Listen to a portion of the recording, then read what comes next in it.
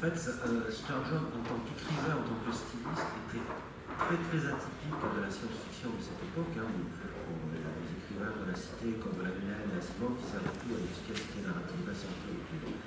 Et il avait énormément d'empathie avec tous ces personnages.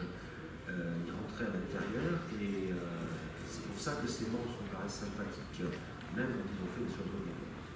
For example, his story It, which is about a monster that's formed out of the muck of a swamp, and actually is recognized as an influence on comic books, Swamp Thing, Hulk, so forth, is a monster. But when he depicts the thinking of that creature, he is sympathetic. You're on the one hand, it's a horrible, scary description. On the other hand, you understand this creature. Par exemple, une célèbre histoire qui s'appelait It en anglais et qu'on a appelé Ça en français, c'est très original, dit Stephen King. C'est l'histoire d'une créature qui a eu énormément d'influence, qui a été souvent reprise en bande dessinée, notamment c'est à l'origine de Swamp Thing, qui est en fait une créature façonnée à partir de la boue et qui est équipée, on ne sait pas comment, d'une conscience rudimentaire.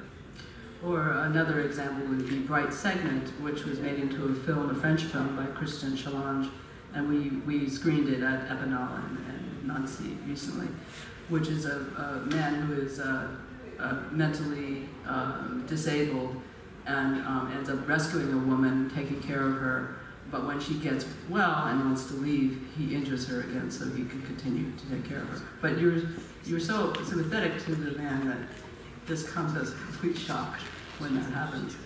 Autre exemple, Parcelle brillante qui a été adaptée sous forme de téléfilm par Christian Challenge.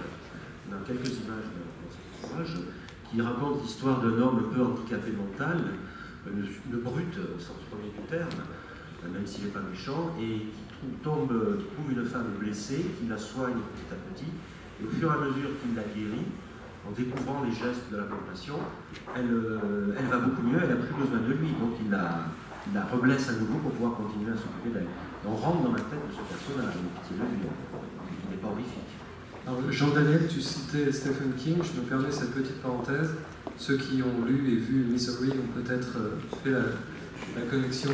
Voilà, vous vous doutez bien que cette nouvelle des années 50, si je suis précis, est peut-être une source d'inspiration pour Stephen King, puisque c'est une séquestration et avec un final assez pathétique et déprimant côté Sturgeon.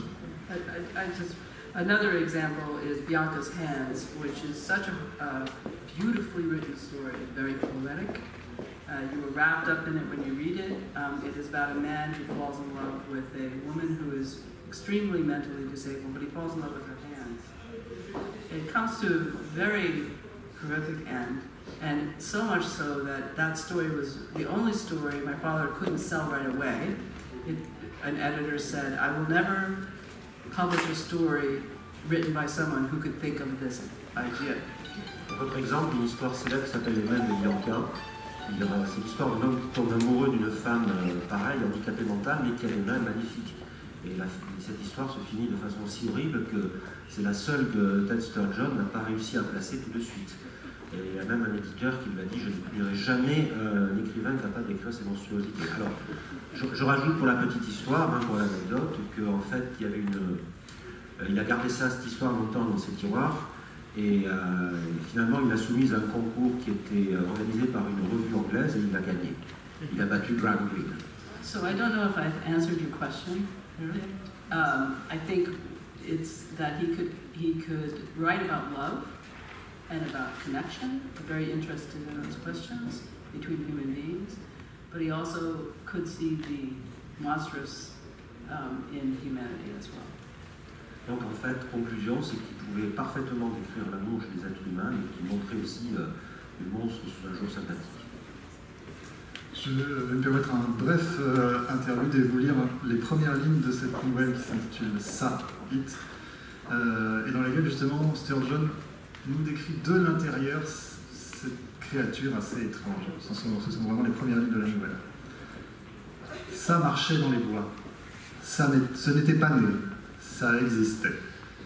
Sous les aiguilles de pin, les feux couvent, foyers ardents qui se consument sans fumée dans la terre.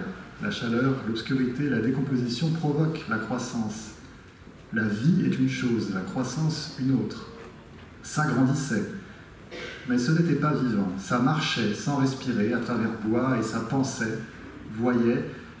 C'était hideux et fort, mais ça n'était pas né et ne vivait pas. Ça grandissait et se déplaçait sans vivre. Cette description continue un petit moment, et puis cette première section de la nouvelle se termine par cette phrase terrible.